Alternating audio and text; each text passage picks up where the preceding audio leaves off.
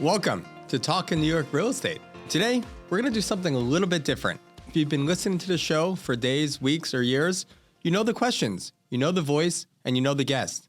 But what you may not know is the story behind the mic. So today, we're going to flip the script. I'm hosting the show, and I'm interviewing a man that has spent years helping others tell their stories. Vince Rocco is entering his 12th year behind the mic. And what began as a live radio show in 2014, before podcasts were mainstream, before YouTube was the default, has grown now into one of the most trusted platforms for thoughtful conversations about New York real estate. So today, this episode is not about headlines or hot takes. It's about longevity and perspective and judgment. So, Vince, welcome to your own show. And when we come back from this quick break, we'll find out what it takes to build something that lasts. Hi, it's Stephen Bailey from Roadway Moving and Storage. Listening to Vince Rocco, you know the right partner makes all the difference. At Roadway, we deliver an experience your clients will love. For specialized services and white glove care, choose Roadway. Want to learn more? Email me at steven@roadwaymoving.com or visit roadwaymoving.com. Welcome back. I'm joined today with Vince Rocco, who typically is your host, but we're switching places today. We want to be able to get Vince's story. And he's coming off of a wonderful birthday weekend, so here, feeling really good. Yay. In the flesh. Vince, why don't you take us back to 2014? Tell us a little bit about when you started the show as a live broadcast. What led you to do so? And what were you even thinking? People weren't even talking about podcasts then. It certainly wasn't nerves that led me to do that. It was really kind of cuckoo. However, thank you and welcome to you. Thank you for the privilege to be able to do this with you. Anytime. Well, 2014, I was homesick it was a Monday afternoon, I think, and the phone rang and it was an Arizona zip code. And I tell the story all the time. And I'm like, I don't know anybody in Arizona. And at the moment, I didn't have any clients or whatever from Arizona. So I said, well, let me answer it. I'm home, nothing to do, whatever. And it was this executive producer from the Voice America Network out in Arizona. And he said, you know what, Vince, we got your name from somebody and they recommend, we're looking for a host of a live radio show on our network to talk about New York City real estate. And the few people that we called before you all recommended that you be the one to do it. And I said, can you tell me who they are? I'd be very curious about who they are. He said, nah, maybe we'll talk about it another time. However, and then we got into the conversation and I said, well, you know, I studied a little bit of broadcasting in college, along with teaching and communications and whatever. I don't know how to do that. And I've never done that, even though it's been my life passion, and it really has been. And he talked me into it. I said, well, you know, what if I'm not good? It's live. I don't know how to do that, whatever. And he said, we'll give you a 13-week contract. The minute I heard the word contract, I thought, okay, this is real, a 13-week contract. I did it. And I remember showing up at a studio, day one, not here, and nervous as, I've ever been in my life. I felt like things were going to just start coming out of me. That's how scared I was. And I had, 3 or 4 guests, and I got through the first live segment and then 2 commercial. And remember, I had to not only learn how to talk on radio, but how to go to commercial, come back from commercial, all of that stuff. I'm a real estate agent, I don't know how to do that. And it was fully live. Fully live. Oh, yeah, fully live. And I used to say, what if we say something wrong? Or he said, don't worry about it. It's internet radio. Anything is allowed. But if it's really bad, we'll just dust it up and clean it up before it gets out to podcast. That's how it started.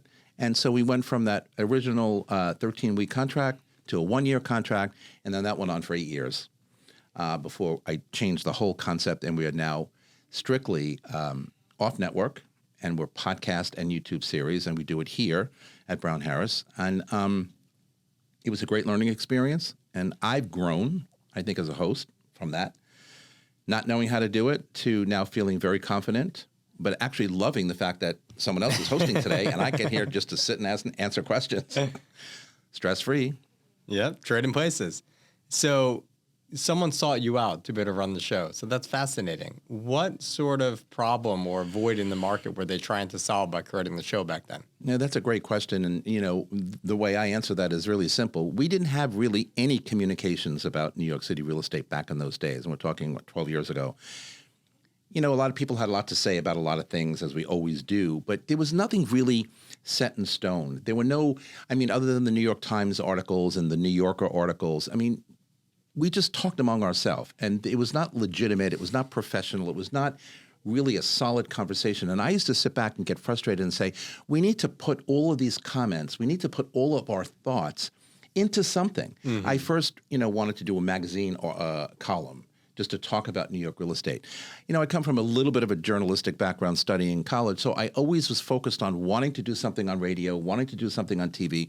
By the way, going back to Jared's first question, when they were proposing a podcast to me, I said, what the hell is a podcast? I didn't have even heard of it. So as far as, trying to understand where we were as a industry here in New York City, it was all over the place. No one really had anything or any solid thought put down somewhere for younger agents to learn, and we'll talk about that later, but it was just all over the place. And I wanted to consolidate that and be the first. By the way, I just love being the first. It's not always a good thing, but I like being the first at something. And as it turned out, I was. So when you first started, what was really the driving force? So I understand that you wanted to create something that wasn't there before and create a pathway to communicate. But was it about educating consumers, elevating our industry, or simply just creating dialogue that didn't exist? Was it any of that? Yeah, it was all of that, actually, all of the above. I used to get really annoyed because I can be a really serious person, when I put my mind to it. And I always took real estate as a very serious profession, even though we used to get a lot of, knocks and whatever. And I used to get annoyed because we didn't have a consolidated place where we can get good information to the consumer, to other agents, to brand new agents coming out of school, to those maybe who are doing a second and third career like me. You just walk in, here's your desk, here's your phone, here's your computer, good luck. Well, how do you do that, right? And then we wonder sometimes why we get a bad name. How do we do that? So I said I would like to be the one to kind of focus on consolidating everyone's thoughts, everyone's comments into some place. As it turns out, it was on Voice America, on live radio, that morphed into podcast, whatever. But that's what I really wanted to do, to give everybody a vehicle, a place to find information on what I call and consider a very professional, very serious industry. Yeah, and you've certainly have done that over the years. Well, it takes a village. And you teased out, this being a third career. So we're going to get to some of your origin stories shortly. Let me ask you, do you remember what the first topic was that you spoke on the first episode back when? I do, because I couldn't come up with anything else. It was buyers and sellers. Okay. And what are they thinking about? And someone said, that's pretty broad. I'm like, well, we work with buyers and sellers. Yeah, way to build up. I actually looked that up yesterday. Yeah. And I don't remember all the guests that I had on that day, but we were talking about who was representing buyers at the time, who had sellers. I was working with a couple of sellers at the time. So we just talked, compared and contrast, the difference in profile or expectation, better said, between a buyer and a seller. So how did you source your guests back in the day? Right now we've talked, and the show has garnered quite the following, that you're getting calls from agents or people or even their PR company. Back in the day when this was a new thing, how were you sourcing your guests? Yeah. Well, I consider myself a popular person within the real estate industry, even way back to those days. So I always kind of knew everybody. It's the hair, right? It's definitely the hair and those glasses. Look at those glasses. But I actually was fortunate enough. I was running my own company at the time. I had left Halstead and I went to Blue Realty Group, my own company with four or five other partners. And so I hired a PR guy. Who's still a friend of mine, and he would help me source all the guests every week. He would actually show up every week. It was kind of like I felt like a celebrity. He would follow me around and to get on set and make sure that everybody's sitting down and comfortable and whatever. And I thought, okay, this is the way to do it. I mean, really, not even a year into this, this is really the way to do it. And so he would help me source the guests if I didn't have time. I was very busy as an agent in those days, and I didn't have time to really go after everybody I wanted. He did it, and he got paid, every month, whatever.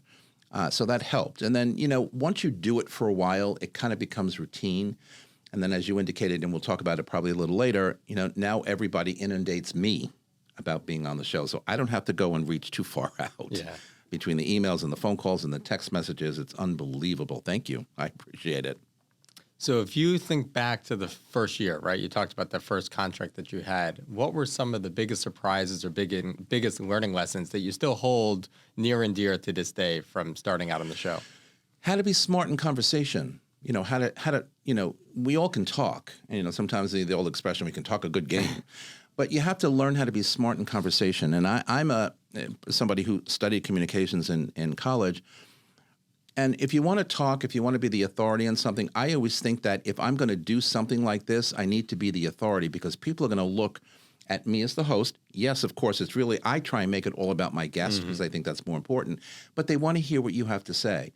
So one of the things that was not hard for me to do, but just kind of figure out in the beginning was how to be a smart communicator and how to talk where people look. We're in the real estate industry. You and I can have a side conversation and talk about stuff that other people listening might not even have a clue, right? Because it's industry jargon, right, so to speak. So you got to learn how to be able to communicate that out to the masses. And, the other thing I learned too, which I sometimes still have to pay attention to, is the guest, who goes off and on and on and on and on. And on live radio, it's kind of like, okay, got to cut it out.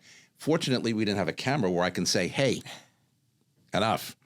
Because they go on and on and on and on and on. So you have to learn how to not only be a good communicator, but how to control a conversation, which is probably even more important. And I still do that today to a certain extent. Yeah, and we're going to wrap at the end of the show with some things that you'll never do again on this show. So fool me once, fool me twice. Exactly. But I can say, having been a guest on the show probably more times than I can count, you've done an excellent job at helping to be able to give your guests the platform, as long as they stay within the confines of time, the ability to share their advice, and you've done a really good job at being able to control that and the other thing too is there are some people who are more articulate than others, and it has nothing to do with their intelligence. It's just how they speak or how they get the message out there.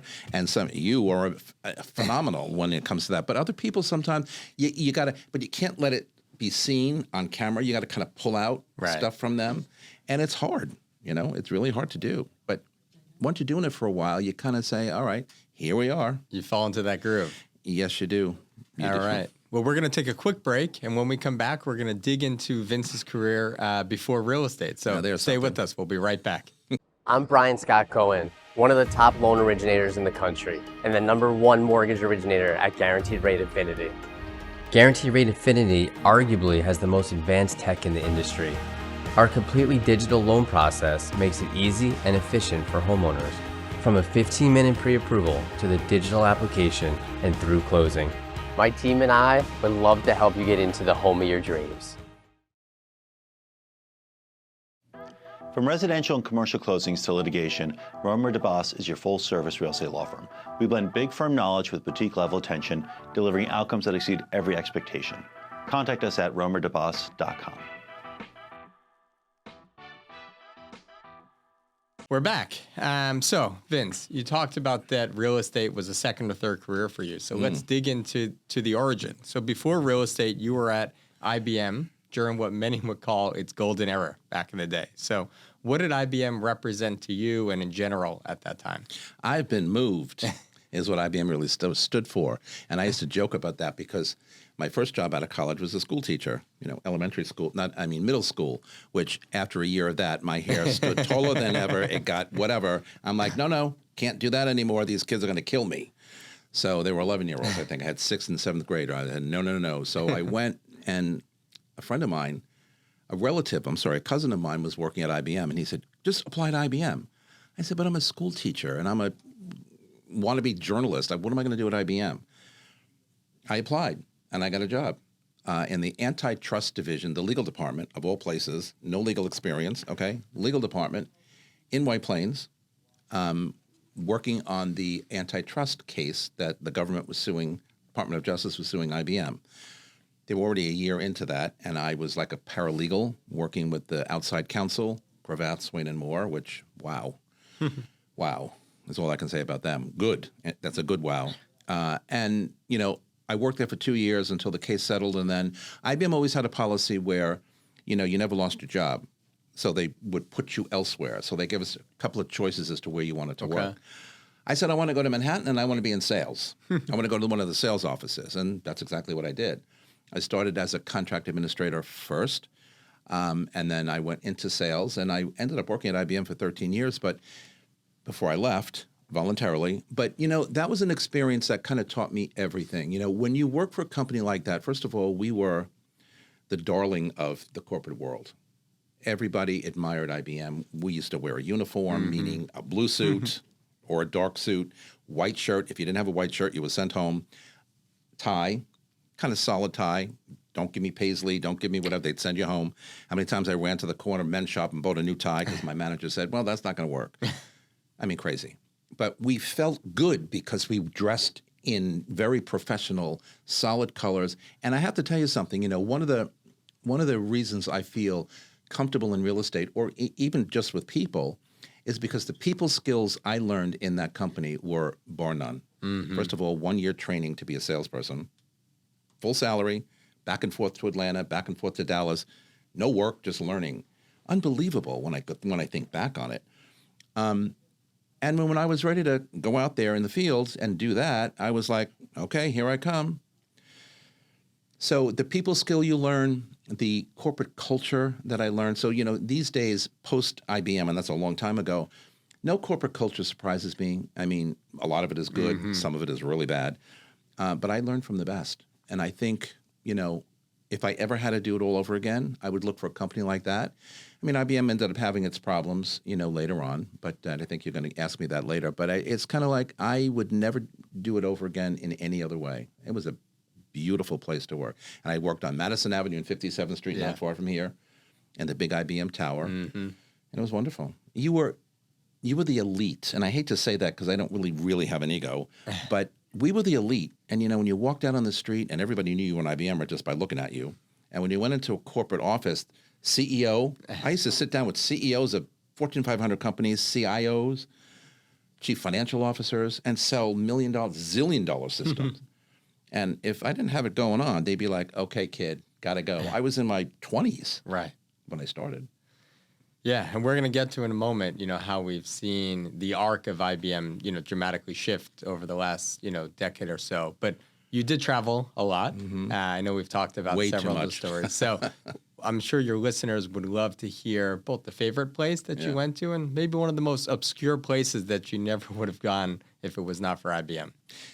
One of the most obscure was Seattle, Washington. Okay. No offense. It was, you know, rainy and damp and whatever. I liked it, but I probably wouldn't want to go back there again. One of my several, I can't pick a favorite place, but anytime I had to travel to Europe, which I did often, London and Spain and Barcelona, and I mean all over the place because my clients had IT shops in all of these countries. I probably have visited every state in the Union. I was telling a family member over the weekend that I was on a plane, literally on an airplane, minimum 1 day a week, sometimes twice a week, going, coming, back and forth, you know, landing, coming back again, running home, changing the bag, starting again. It was unbelievable. But again, in your 20s and 30s, it's kind of like, yay, Right. you know, I'm getting to see the world. And I don't make light of that because, you know, not everybody has an opportunity to see the world at any age or stage in their life. I saw everything.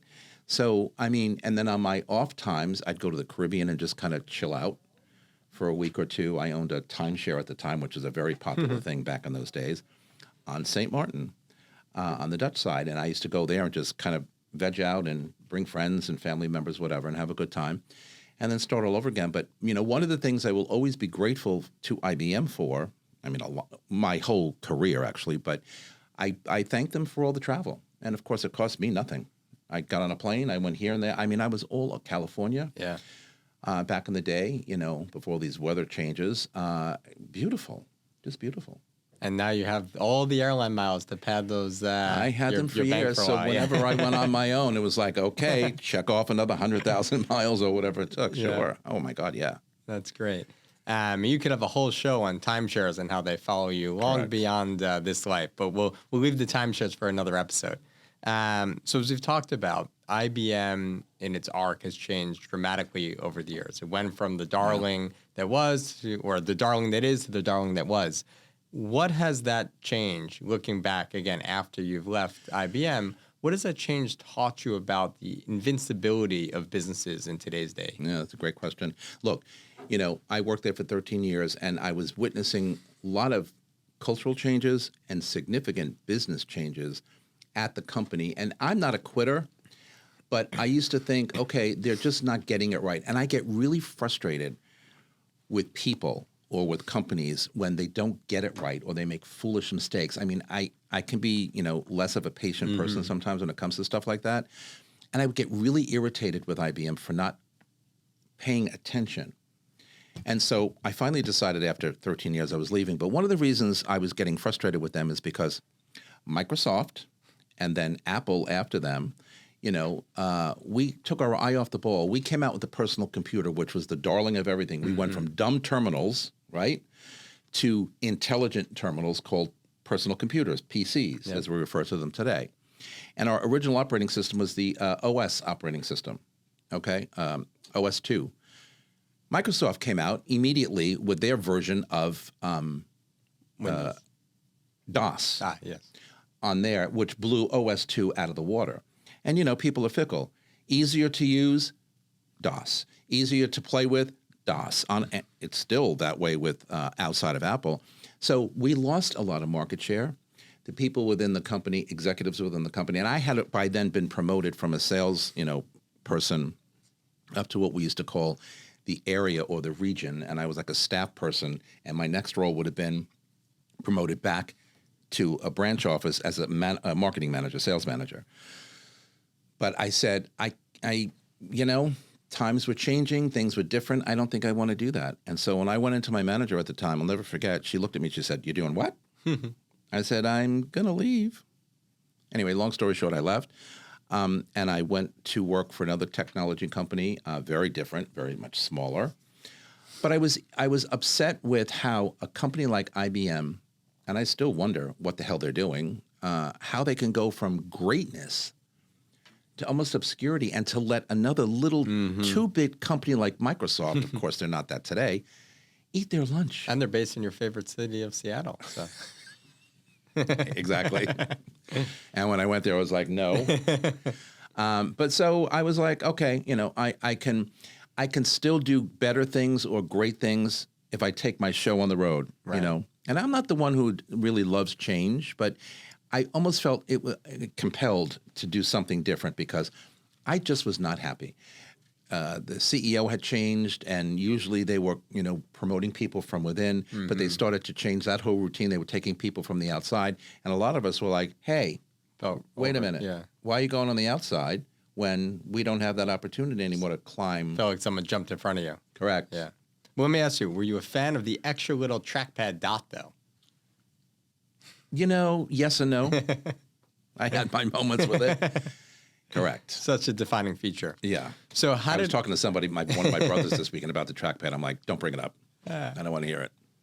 So how did witnessing then IBM's arc over those years, shape your thinking around brands, institutions, and long-term careers? It made me much more aware of what could go wrong because I watched the demise. I mean, single-handedly on board right there on Madison Avenue. And I always said to myself, no matter where I go, whether it was another technology company, which I did before I became a real estate agent, 2 other companies, I'm going to keep my eye on the ball. I'm going to pay attention because everybody is out there trying to eat your lunch. I don't care what industry you're in. In real estate, we know what competition is all about. So I learned really early on what competition was. Again, part of the problem was when you worked at IBM back in those days, you didn't even think about competition because we didn't have competition. We had other companies doing other things, but we came out with networking, we came out with PCs, we came out with all kinds of, software, mainframes. I mean, we had no competition. So when they took their eye off the ball and we started going down and I left and went on to other things, even still today, competition to me or learning how to keep my eye on the ball and focusing is one of the things I really learned from that experience. I will not let that happen again if I have anything to do with it. And, in our industry, we're independent contractors. We run our own little schoolhouse, right? So it's all up to me. So that's a great segue to my next question of how do you take then that idea of needing to not drop the ball, needing to keep your eye on the prize and knowing that competition's always lurking. How does that impact when you got into real estate then? It made me sharper and it made me focus more. Again, here's your desk, here's your phone, here's your, computer. Go have at it. My first manager tapped me on the shoulder. I'm like, okay, what's next? And all the agents who were sitting around me in that Columbus Avenue office at the time kind of looked at me and said, oh, come on, Vince, we'll help you. But you don't know anything when you start brand new. I went from technology sales, to being really good. I don't like to use the word superstar, but always, killing it, to sitting at my desk saying, what do I do now? What do I call now? How come my phone's not ringing? Right. Right? We've heard that. Yeah. When I was managing sales agents, it was the same thing. So I just took from that experience how it went down, and I said, all right, I have to focus and I have to pay attention, because no one's going to give me anything. No one's going to create any success but you. But me. Right. And it's a hard thing to swallow sometimes, but no one's going to create that for you. No one's going to give it to you. No one's going to hand it to you. But, there are people out there who still believe that. A lot of the youth coming out of school, everybody wants to be the CEO of a company. Yeah. I mean, I get that. But you got to earn it. And so in this industry, one of the things I love most about real estate is, in this industry, we have to work our butt off and earn every little thing. Every little deal is up to what we do. And again, I learned that discipline from IBM until they went down. But focus. But focus on everything we were doing. I mean, I'd go into meetings with CEOs and think, "Whoa, CEO of Metropolitan Life Insurance. Oh my God! I mean, give me a break." Mm-hmm. And sit across the desk in my late 20s and have a conversation with this man. I'd be like, okay, he's listening to me. Sure was. And learn. We've spoken about on this show before about how important being a self-starter, having that intrinsic motivation is to your success in this business, right? You're an educator. I've trained thousands of agents, and I have always said, much like you, that we can teach anyone anything and everything about New York City real estate. But I believe that someone is born or bred with a certain approach to how they get out of bed in the morning and where they derive that motivation. So you were probably a self-starter already to seek out that environment of IBM, and it certainly just embedded it that much more. But in this business, the first question I'll ask someone on an interview is, where do you derive your motivation from? If it's not from internal, if there's not some fire from within, it's a non-starter in this business. So it's important and great to hear that. It's so true. You know that. So thank you, Vince, for sharing a bit of your professional origins. We're going to take a quick break, and we'll be back with some more personal stories about some things that the listeners may not know about you, but really want to know. Can't wait.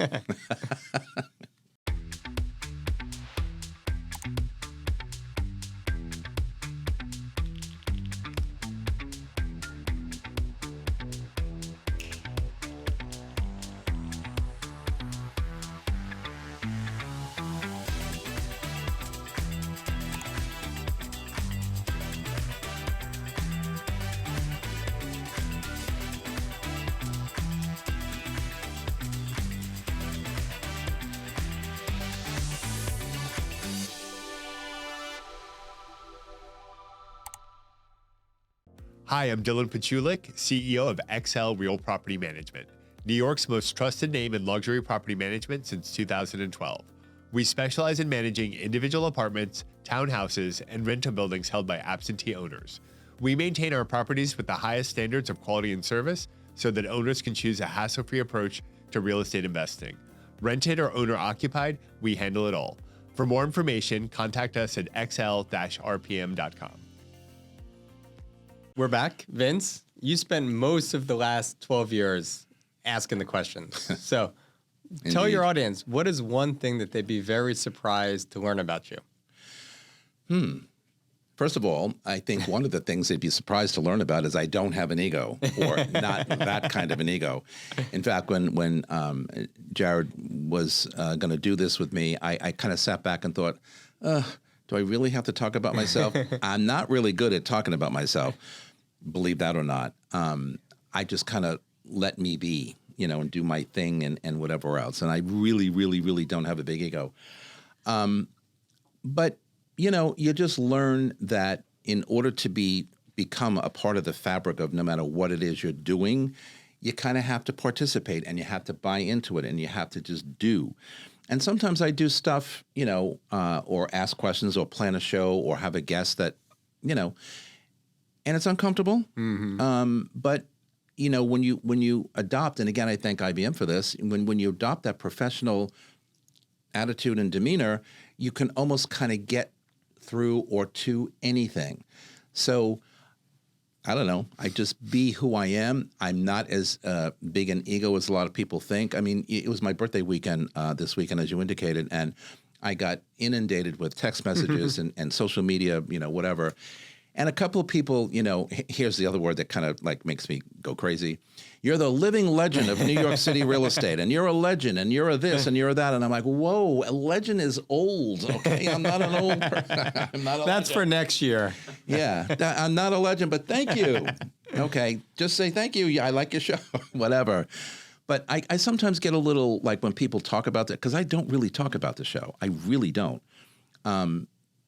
Unless it comes up, I really don't. So I talk about it every week here in the studio. But other than that, I go off, I do my weekly whatever. I sit down for an hour a week and write the show for next week. That's my extent of really thinking about the show. So, I think that's who I am. I mean, other people might think differently. I'm not a legend, almost. So although it may not take you a ton of time to plan, you do put careful thought and consideration into planning the show. Yeah. So I'm curious, have you ever known within the first 2 minutes of an episode or speaking to a specific guest that it was either going to be really magical or something that was bordering on a disaster or really difficult? Almost all the time. Okay. Almost all the time. And again, you get to know the people, especially if they frequent guests or whatever, who is that magical as you describe, or who is that articulate person who can talk about anything, you being one of them. I never can get concerned when you're on the show.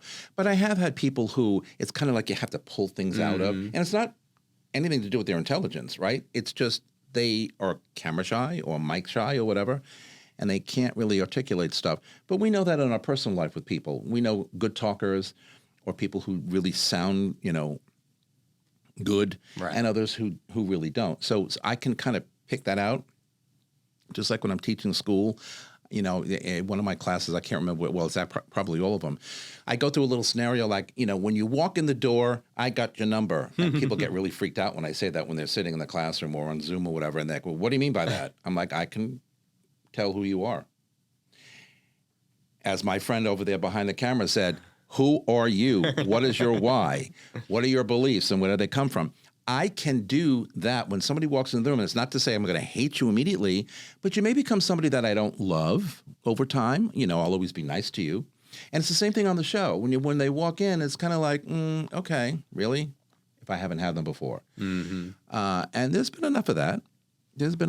But, you kind of have to work your magic and calming people in the very beginning when it was live radio. Now here it's not so bad because we can edit, whatever. But live radio, when people realized what they were coming to do, they freaked out. I'm talking about executives. Wow. We're live? What do you mean we're live? Yeah, we're live. Get over it. Fair enough. So you've been, again, talking about so many different topics over the years. Is there one misconception that your listeners have that you've been trying to correct over these years? Do you have any sense? I guess overall, the status of our industry, and as you know, being in it for a long time, we go through bubbles and circles and ups and downs and whatever else. And I think one of the things that I've always said from when I first started the show was that I wanted it to be educational and informative, not only for us experienced agents and managers, but for the people out there. I teach real estate, you know that. And right next door to my continuing ed classroom is the brand new salespeople. Mm-hmm.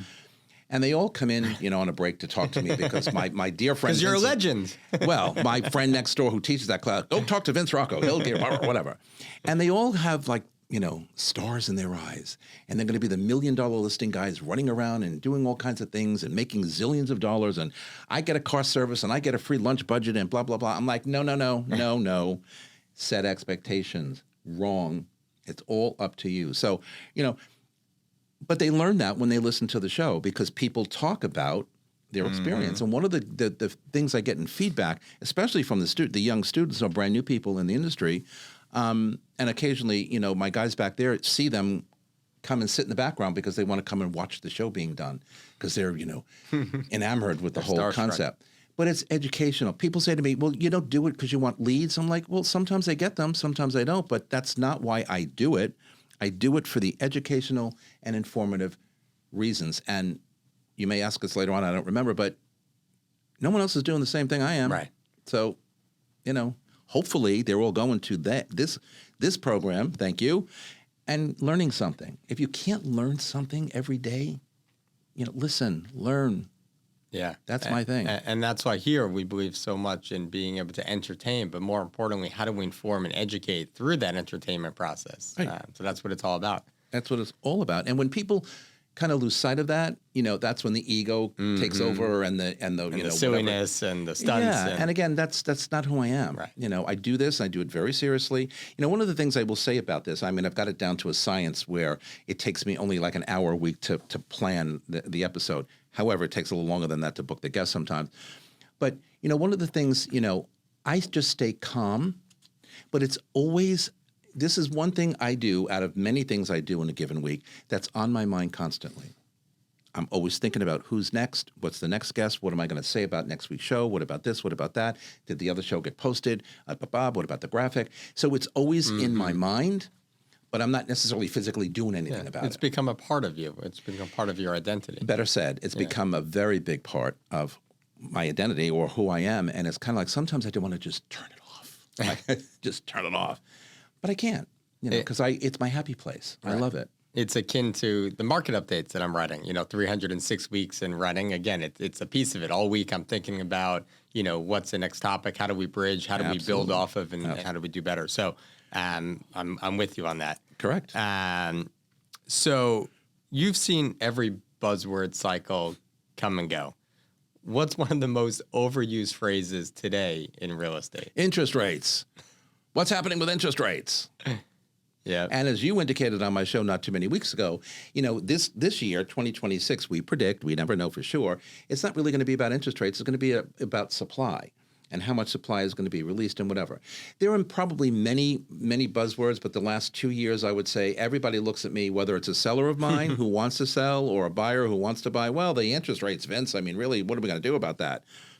So again, before we had a consolidated conversation in a show like this, people were all over the map talking about everything. The New York Times used to write such negative articles about the real estate industry. I used to read it, obsessed every Saturday when I got it dropped off on my doorstep. What are they talking about now? Because that was our only way of finding out anything about the industry. So there's a lot of different buzzwords, but I think the past 2 years, the only one that I would cement right here would be interest rate.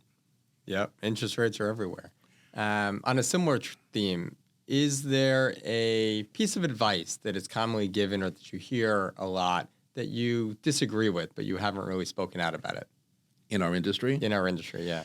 Yeah. Well, I mean, I can go in a lot of different directions about that. I think, people have the expectation that this is easy and that business is just flowing to us automatically, and it's not. And as I said earlier, we need to, as real estate agents, learn how to continually focus and make stuff happen. So when I hear things like, oh, it's not that hard, you just have to, whatever. And by the way, this is how I define the difference between a relationship agent and a transactional agent, transactional agents Such and an I important distinction. do not get along. And I think those are the ones who just, it is what it is. It's easy, just continue and everything will fall in your lap. Well, no, not really. And if you want to get those referrals that we live by, you've got to have a relationship with the client you just finished working with. So, there are a lot of, expectations or a lot of things that agents say sometimes. I hear it all, and I hear it here on set a lot. I have a way of just kind of, tuning it out and kind of thinking my way, which is all I do, and that's focus, being determined, always knowing who you are, where you're going, what your beliefs are. People get tired of hearing me say that, and I say it every week on the show, but that's the only way you can propel yourself forward and stay in the game. We're going to have up and down, markets. My market right now is not so great, but if I give up and say, oh, that's it, can't do it anymore, what giving in? Absolutely not. Things will change. They always do. Right. This business is a marathon, not a sprint. And you talk about being that salesperson-driven, transactional-driven broker versus relationship-driven. And It's true that the transaction-driven broker may make more money in a short period of time, but they're going to burn out and crash and burn so quickly that relationship-driven broker is one that's going to build a much more sustainable business and be able to have that repeat clientele. And it's so important that you hold true to that. Absolutely. And they have to, people have to look at you as that credible source, that expert, that knowledgeable professional, because there are too many, banana heads out there, as I call them, all the time. And that doesn't bode well for any of us, really, when you think about it. It just doesn't. Right. All right. We're going to take one more quick break. And when we come back, we're going to talk about some of the lasting effects of this show that it's had for its listeners. This beautiful set here at Studio 1873 is brought to you by the Everset. The Everset provides full-service staging and furniture rental solutions in the New York area. For more information, please visit us at staging.theeverset.com or email us at staging@theeverset.com to request a free proposal. All right, we're back. We are back. So, Vince, I'm sure over the years you've received a ton of feedback on this show. All good, though. But what's a couple of, We'll get to that in a second. But what's the best piece of feedback that you've ever received about the show? Thank you for being informative. And thank you for being, factual and having people on who are knowledgeable. And, I repeat myself because I mentioned that to you a little while ago. It's true. My goal is to be educational and informative. The consumer out there, whether they're buyers or sellers, renters, landlords, they don't, and all of the above, listen, they don't necessarily know what we know internally. Right. So when we can articulate that, I think, people kind of enjoy that. And people, email me or text me about, hey, I really learned something from last week's show or this topic or what. I mean, if I didn't get that feedback, I wouldn't know. And people are not shy with feedback. Of course. They're not shy with feedback. Sometimes it takes me a whole evening when I'm at home relaxing to go through. Yeah, I leave it for, certain time. And I welcome it. And I will tell you, 95% of it is more than that. 96, 97% of it is positive. Right. There's always going to be the naysayer. Who do you think you are or whatever. Was there one piece of negative feedback that has stuck with you?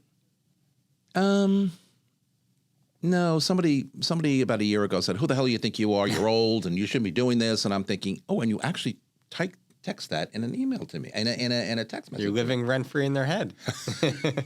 That's what I said. Yeah. You're remembering who I am. I'm old. Mission I'm this. I'm accomplished, that. right. Yeah, there you go. Mission accomplished. But see that again. No ego. It just goes boop right over. It's like I'm not going to sit there and cry in my martini, right? It's not going to happen. For sure. Whatever. Hey, people will be people. Celebrities have the same problem. Politicians have the same problem.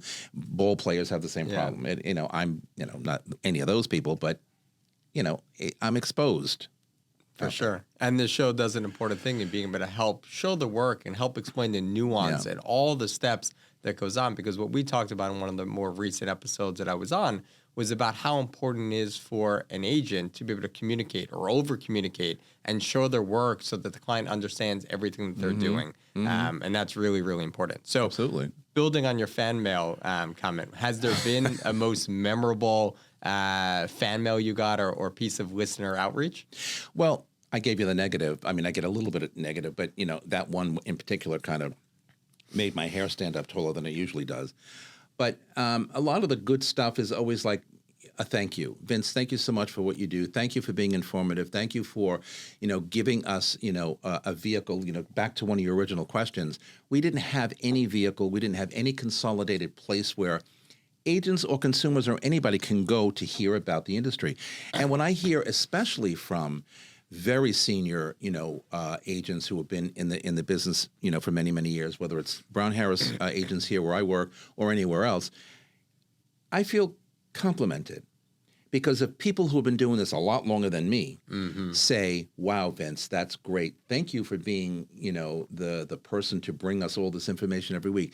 That to me, it's not one specific thing, but it's that tone of positive feedback that I get, and I get it pretty regularly. It just gives me the feeling that, okay, I can continue. I guess I'm doing a good enough job. I guess I can,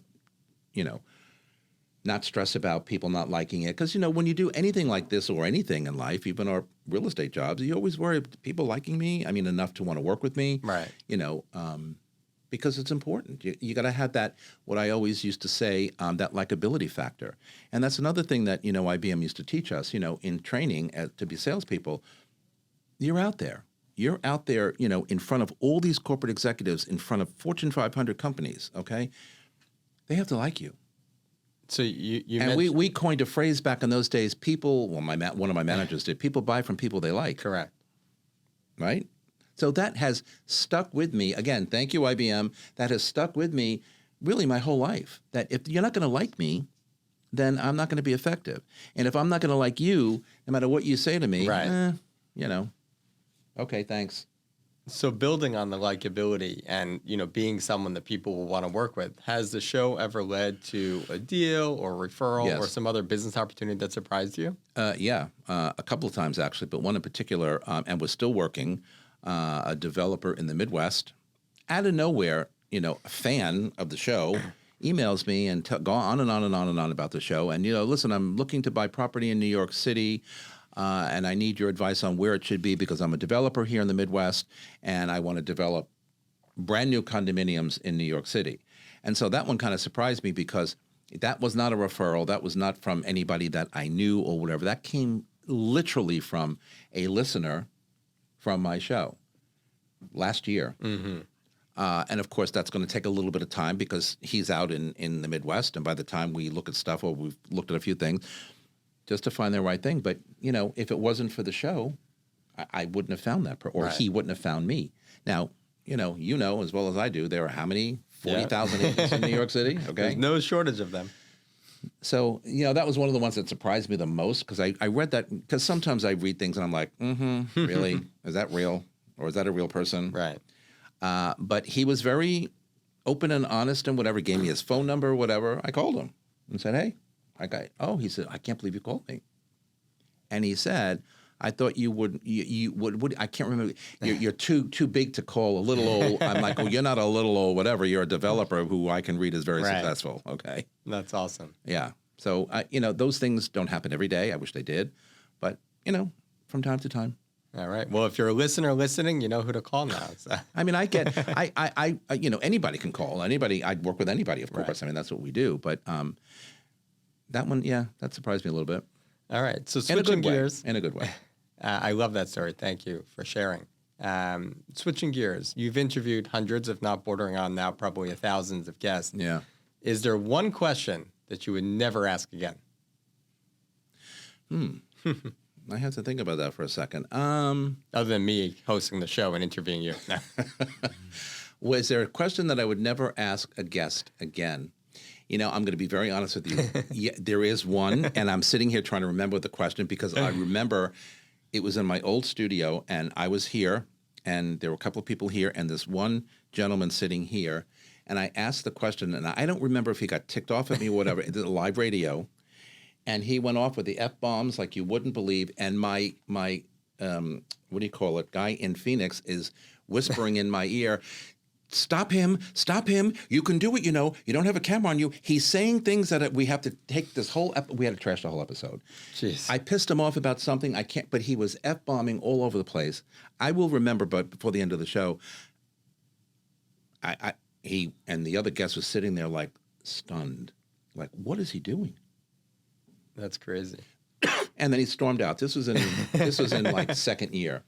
So I said to my producer in my ear that, and then we used to do it with Skype as well. Mm-hmm. And I'd say, okay, we're going to can this episode. We'll play a rerun because I don't even know how we saved that. Wow. So terrible. So as we're heading towards the top of the hour, I have a couple good close questions that I want to ask you. But before that, if you think back now on the career and you've given us just a little bit of taste on your long and storied career, Little bit. is there something that you're most proud of at the end of the day that you want to talk about? The show. Becoming a real estate agent. One of the things I learned way back in college days, I always did good. I always made the dean's list and, whatever the accolade was. But, when you're young and you get out of school, you just think that you have all the answers. Even back in those days, everybody yells about Gen Z today. We were no different. We all wanted to be CEOs and whatever else. I think I learned staying power, and I think I learned how to kind of control my wants or my wish list and focus. There we go again. Focus on and pay attention to what you really want and what really makes, your life better, because it's the only way that you can get it. Would I do anything differently? Probably not. I mean, I think what I've learned through the years, working in corporate America taught me a corporate structure, even though we're not structured today in real estate. Mm-hmm. I mean, we are and we aren't. You create your own structure, and I think it was an important foundation that helped you set yourself up to Better succeed. said, absolutely 100%, because if I didn't have that, I'd be like all over the map saying, what, these people are crazy. What am I going to do here? I can't even get this. But I learned all of that, back in corporate life. And again, at a young age where learning, and I tell my nieces and nephews the same thing today, in their 20s, look, I have your aspirations. Do your stuff, because the only way you're going to learn if it's going to work or not is if you try and you fail, or you try and you succeed. And there's no reason why you can't fail. I failed many times. But I would do this over again. This is like my happy place. I love being a real estate agent. I enjoyed being in the tech world. But if I have to go back to what I went to school for and what I really, I wanted to be an actor. I wanted to be a newscaster. And none of that stuff happened. Life happens, right? But none of that happened. And so I get this later in life, and it's something that our industry here in New York City, around the world, by the way, we all know it's a global show, but when I look at some of the countries that listen to the show every week, I'm like blown over. I can't, where is that country? Sometimes I have to go to the map and say, where is that country? Who the hell is me? Who am I, right? It's not me. New York City real estate is a fascination around the world. Right. And if I can be the conduit to that information here to someplace, God knows where, hey, bring it on, baby. I'll take it. Right. So, it's my happy place. I love coming here. I love working with these guys. I enjoy being in this room. But I don't regret anything else I've ever done because it brought me to this position, right? Correct. And for many around the world, being able to own a piece of New York City, a piece of the Big Apple, is an incredible status symbol, which is part of what has kept our market with such enduring global appeal. I remember a situation where I was selling an on-site development building 15 years ago when social media was really just beginning, okay? And it was just before my show started. And I got a phone call from somebody in South America, Brazil, who ended up buying one of my penthouses, sight unseen, because he saw a posting of mine on the internet, on social media, on the development marketing's website. He called me and said, I'm buying it. Of course, I thought, okay, he's a little cuckoo, really? Turned out to be not cuckoo. And back in those days, $1.4 million was a lot of money. That's awesome. Good for you. So, and it didn't take a stunt of having to jump in the pool or something else crazy to be able to sell it. No. He just liked the property and he liked you, right? Magical. Magical, isn't that something? So whether you're an icon or a legend, you're certainly building an important legacy. Right. And you've spent years now helping others to tell their own story. And today you're telling your own. But more than that, you're actually writing a book, Lost Between Fiction and a Dream. And you're writing this in a autobiographical spirit, but it's actually written as fiction. So can you tell us a little bit about the story, why you're telling it this way, and what you hope that it communicates to the reader? Oy. Oy vey. Oy vey. That's a whole show. Yeah, again, I've always wanted to do what I'm doing in broadcasting or whatever you want to term it. I always wanted to be an actor.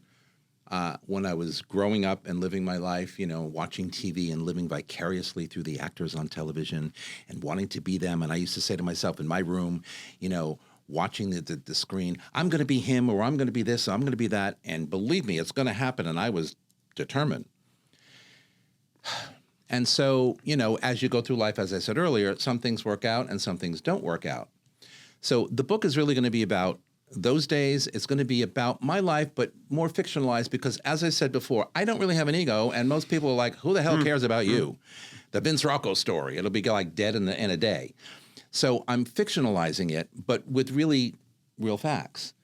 And it's an arc of, I don't even know how to describe it. It's been going on for 2 years. Okay. I probably got half of it done. And hopefully, I'm hoping that by the end of this year, but I always have so many things going on, that it will be finished. But there's a lot of things in there that may help explain to people who think they know who I am and don't know who I am, in a good way, But there's one important fact in there that I've never really talked about publicly, and I don't really even know how it's going to land when it's out there. But I had the fortunate experience of dating someone who was an international movie and TV star at the last year or two of my college career. Happened to just bump into at Studio 54. Now, there's a place. And I'm not naming who that is, but he's still famous. And, look, at the end of the day, a lot of you know who it is. But what that taught me was a lot about me. Sign of the times, end of the 70s, into the 80s, starting out as, young and new and graduated college and wanted to be the CEO of a company, but yet I really wanted to be an actor, and I studied acting, and I did a lot of travel with this person because he was very much into that business and was on set with him wherever he was, and I met a lot of people. But you learn a lot, okay? And it kind of, I believe, that relationship that lasted about 3 years kind of set the course of where my life was going to go going forward, in good ways and in not so good ways. Again, he's still very popular and still out there. Look, at the end of the day, this is a course that I had to go through. But I feel, when I decided to write this book a couple of years back, I felt like it was something that needed to be said. Again, not outing this person, not saying who he was, because I'm not going to do that. But talking about the particulars and talking about the experiences and talking about the feelings and the emotions and the life changes and the life experiences, probably better said, that I probably wouldn't have had if I didn't meet him. And so for that, I'm grateful. And how could I not be grateful? So that, plus, a little bit about the corporate stuff, a little bit about the real estate stuff. And, a lot of people say, oh, you're going to write a book about real estate? And I'm like, no, not writing a book about real estate. Right, I'll live it. I'm not going to write it. But, of course, I'm a real estate agent. So, this character, his name is, I'm not going to tell you his name yet. Listen, I think it's going to be a worthwhile read. I think it's going to be something that people, when they realize that it's kind of real in a fictional way, they're going to say autobiographical in a fictional way. They're probably going to say, yeah, that's Vince. Was it easier to be able to tell the truth through fiction? Yeah. Yes, I think so. Again, because I don't want to name names. So definitely. But also because, again, people sit back and say, well, who are you? And who cares? Right? So if you fictionalize it into a really good novel, right? And I can only hope and pray that it becomes a novel that people want to read. I think the answer to that is absolutely yes. And probably the only way I knew how to do it, and trust me, when you sit down and want to write a book, okay, it's a great concept, but to actually do it. Yeah, is a whole other story. And sometimes I can go blah, blah, blah, blah, blah, blah, and hours later, and then sometimes I'm like, I can't get past the half a page. So what's that about? Right. You get that writer's block. Yeah. Well, and only because I probably want to say so much and put it in a certain context. But, because I can be a perfectionist, when I really put my head to it, it's like, oh, it's not so easy. Well, I'm sure we'll be hearing a lot more about this book. Hopefully by the end of the year. When it actually gets published, I'm sure we'll be back sitting here and doing a whole book reveal. We certainly will. We certainly will. So before we wrap, I got to ask, and I'm sure you enjoyed a nice martini or two on your birthday weekend. And I did. You're known to both enjoy a martini and love to cook. So what is your ideal food and martini pairing, if you can name one? Oh, well, martini, definitely. If I were to say my favorite pairing, probably a good steak and a martini, although I'm Italian, so I'm never going to say no to pasta. The sad part is I could pair a martini with anything. That's true. There's all different types of that would be like, okay, you want to give me a martini? I'm all yours. Not a problem. And this guy over here started me with the jalapenos in the martini. So that's another thing. Well, I had that yesterday. Not yesterday, Sunday. And I'm like, there you go. Just a little bit of spice. It'll go perfect for a little bit of spice, exactly. And a little bit of spice, because people do say to me sometimes, you can be spicy, which I don't necessarily understand what that means, okay? But I'll take it. Yeah. But I can probably pair that with probably a steak first and foremost, a good steak, nice potatoes, steak and potatoes. That's it. And then, anything, really. Well, I really, let me give you one more answer to that. My favorite pairing of a martini, really, is not even food. It's with a good friend. Ah, that's a great answer. It's with a good friend. That's it. Sharing conversation, sharing thoughts, doing whatever. That's my favorite pairing. Food, you know. Here, I thought you were going to say pairing it with a second martini, but I'll take that answer with a good Well, friend. So. well, when the glass is empty, you know, when that glass is empty, you know, glass half full. Got to fill it back up. Absolutely. So, Vince, thank you. You spent more than a decade asking the thoughtful questions, the hard questions of others. What stands out is that the show is not just content. It's a record of cycles, a record of your discipline, and a record of how real professionals think in times of chaos or crisis. Thank you for building something that's true to yourself, something with staying power, and for setting the standard of what real estate conversations can and should be. We'll be looking forward to your book in the not-so-distant future. And to our listeners, whether you've been with us for one episode or 12 years, thank you for valuing substance over sound bites. And we'll see you next time on Talking New York Real Estate. Thank you, Vince.